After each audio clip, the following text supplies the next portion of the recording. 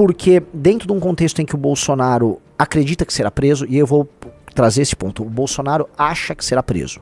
E o Xandão acha que vai prender o Bolsonaro. Então essas duas, assim, o preso e o prisioneiro e o carcereiro estão, vamos dizer, ambos com certeza de que haverá uma prisão, entendeu? Então tá juntando a fome com a vontade de comer praticamente aí. Então o Bolsonaro acha que será preso, e num contexto que o Bolsonaro será preso, há um trabalho quase desesperado do bolsonarismo para ter um sucessor que não seja o Tarcísio. Então, se vocês forem reparar, as páginas leais ao Bolsonaro aceitam hoje o Tarcísio. Porque o Tarcísio, muito habilmente, o que ele faz? Ele dá demonstrações públicas de, não é apenas ela, de submissão ao Bolsonaro todas as vezes que ele pode. Então ele vai, não, eu amo o Bolsonaro, candidato ao Bolsonaro e tal. Mas não é exatamente, vamos dizer... natural que o Bolsonaro inelegível seja o candidato. Então eles fazem isso porque eles precisam fazer isso. E ele tá fazendo, e é o natural, e beleza, tá rolando as mensagens, então ele consegue evitar os ataques do bolsonarismo, mas o bolsonarismo não quer ele como candidato. O bolsonarismo gostaria de ter, se não hoje o próprio Jair, um filho direto do Jair. E aí há um desespero deles em fazer o Eduardo crescer. Então, não sei se o Riso reparou, ou talvez vocês que são da nossa tropa das felinas no nosso Twitter, repararam como tá havendo uma promoção do Eduardo, como o Eduardo também está se promovendo. O Eduardo está falando dele de maneira diferente. Então há uma promoção do Eduardo que eles estão correndo para criar o Eduardo. Então eles estão tentando transformar o Eduardo num presidenciável. Flávio não tem condição, o Carluxo é doido, a Michelle, a família é rachada sobre a Michelle. Então o nome natural ali deles seria o Eduardo mesmo. E aí eles querem criar uma vinculação do Eduardo com o Trump. Tipo, o Eduardo é o candidato amigo do Trump. O problema, como eu já disse pra vocês, é que o Eduardo não tem beneplácito do Xandão nesse jogo, dos outros nomes do Centrão, e coloca o Valdemar numa saia justa, porque o Valdemar mesmo investe em figuras como o Nicolas, etc., que não querem o Eduardo. Entendeu, senhor Rafael Mendes Riso? Sim.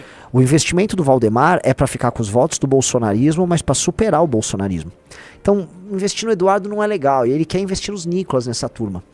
Esses caras até fazem uma campanha aí, se precisar pro Eduardo, mas eles não querem. Se eles puderem fazer pro Tarcísio, tá todo mundo feliz nesse jogo.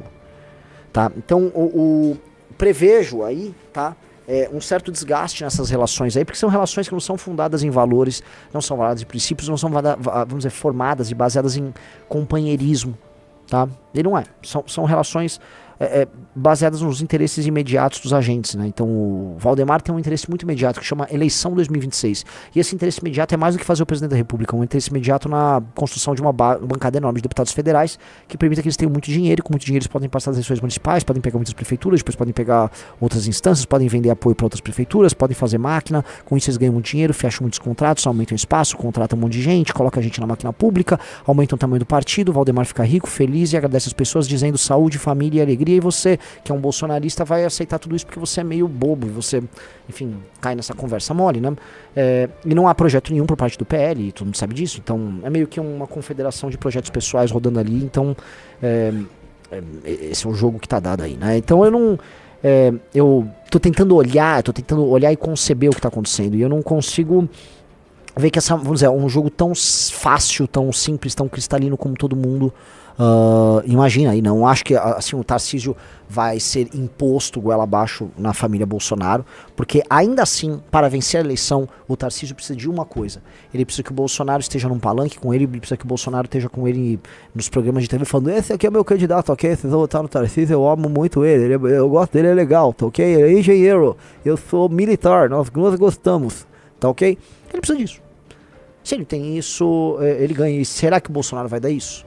O Bolsonaro sabe que ele precisa disso, né? Então é um jogo complicado. E aí você tem todos esses arranjos intrincados. Vocês devem ter visto que o importante líder político, agora a gente precisa tratar nesses termos, o importante líder político Gustavo Lima e você, Tchererê Tchê, ele decidiu ser candidato a vice do Caiado, né? Montando a grande chapa goiana que tornou o nosso querido Pablo Marçal obsoleto, dado que a goianice de Caiado e Gustavo Lima é maior do que a goianice de Marçal, ainda que Gustavo Lima nem goiano seja, mas ele é um goiano de alma. E acho muito engraçado, assim, que se vocês olharem esse vídeo, a cara dele parece, de fato, uma caricatura. Ele fez uma harmonização facial que ele tá, sabe, ele parece aquelas estátuas da Ilha de Páscoa, sabe? É uma cara comprida, com queixão, assim, ó. Né? Ele tem todos os ingredientes, vamos lá, harmonização facial, check. Barba desenhada, check. Dente de porcelana, check. Cabelo de picareta, check.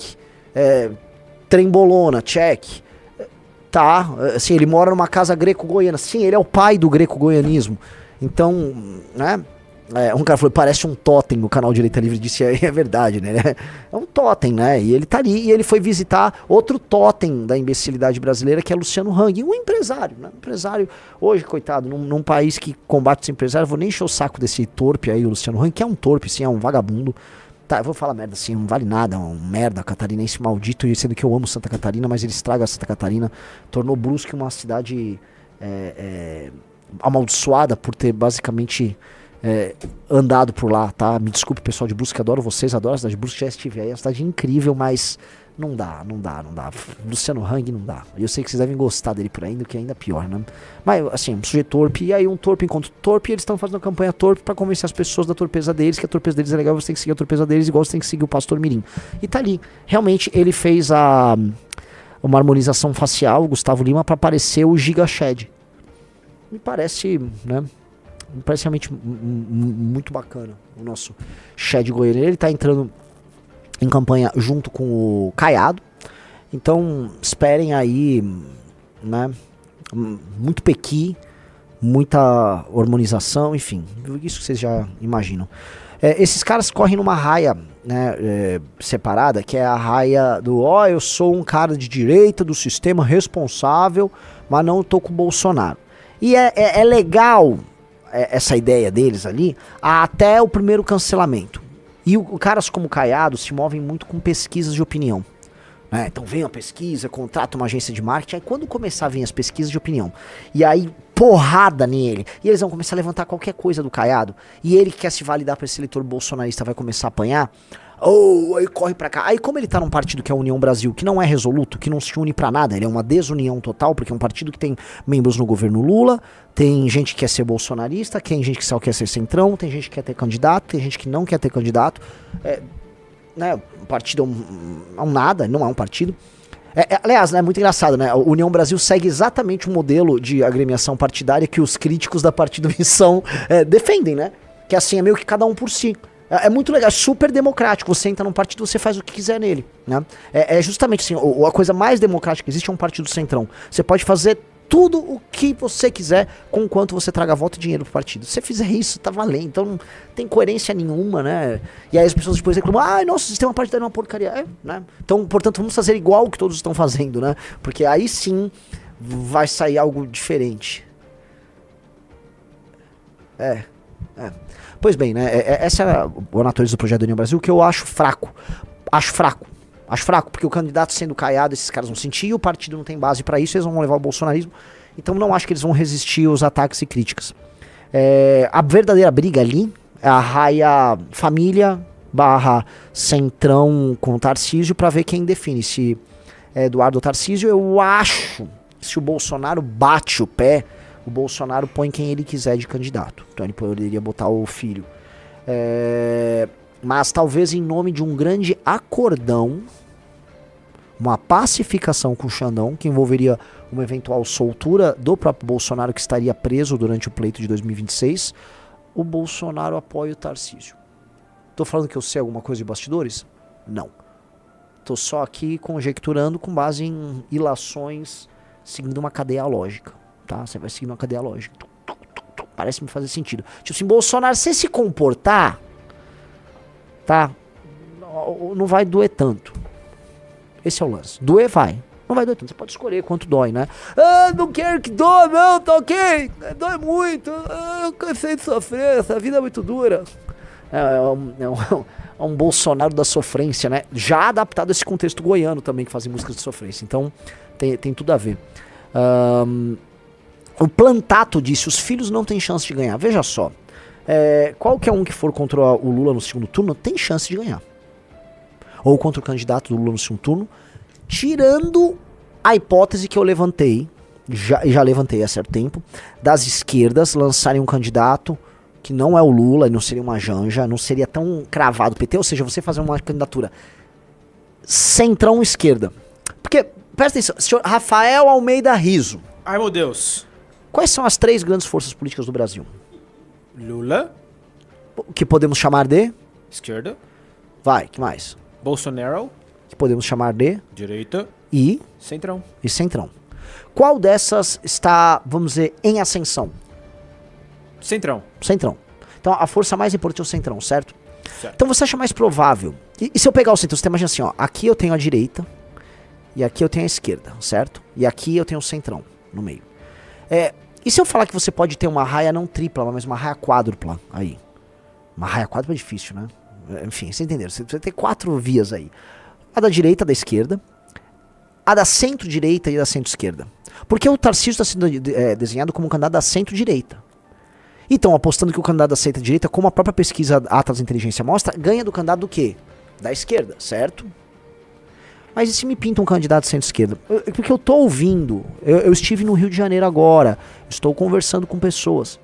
O que eu tô ouvindo é que a esquerda, que não larga o osso, que também tem boas relações com o TSE, STF, todo mundo, ela pode não ficar parada aguardando uma derrota inevitável, entendeu, Rafael Almeida Rizzo? Entendi. Vou dar um exemplo. O Paes tem uma eleição, não digo certa, mas uma eleição firme para o governo do Rio de Janeiro. Certa de maneira alguma é. Vamos supor que ele fala, não quero, eu quero a vice-presidência da República. Pô, mas se o PT for perder, e se o PT não lançar candidato? E se o Paes for o candidato? O Paes está pleiteando isso. O Paes, ele apresentou na eleição para o Rio de Janeiro, e ele conta isso para todo mundo, ele disse que ele apresentou uma fórmula. Uma forma, assim, sou carismático, não tenho nada a ver com a polarização, tenho entregas, não me envolvo com brigas inúteis e sou um bom gestor. E existe um mito de um Paes bom gestor. E aí, ele poderia ser um candidato desses. Para funcionar, ele precisa estar no segundo turno. Um candidato desse, para ter realmente, né, impacto, ele precisa ir pro segundo turno. E aí, no segundo turno, com rejeição baixa, ele pode ganhar. Para conseguir isso, ele precisa passar do primeiro turno. E para passar do primeiro turno, ele tem que tirar o quê? Se ele tá saindo pela centro-esquerda. Quem ele tem que tirar do caminho, Rizzo? A esquerda? Exatamente. Aí finalmente Rizzo prestando atenção. Ele tira a esquerda e a esquerda valida ele. Se a esquerda valida ele, ele vai com um colchão de 15, 20, 25% pro segundo turno. Indo pro segundo turno, aí ele com baixa rejeição pode pegar um Tarcísio e ganhar um Tarcísio. Certo? Certo? Certo. Então assim, não pensem que a esquerda tá parada. Tem muita coisa rolando nos bastidores. Essa eleição pode ser uma das eleições mais inovadoras em termos ideológicos aqui, tá? Eu tô falando sério, essa pode ser, não tô falando que será. Essa pode ser uma eleição de ruptura de um determinado tipo de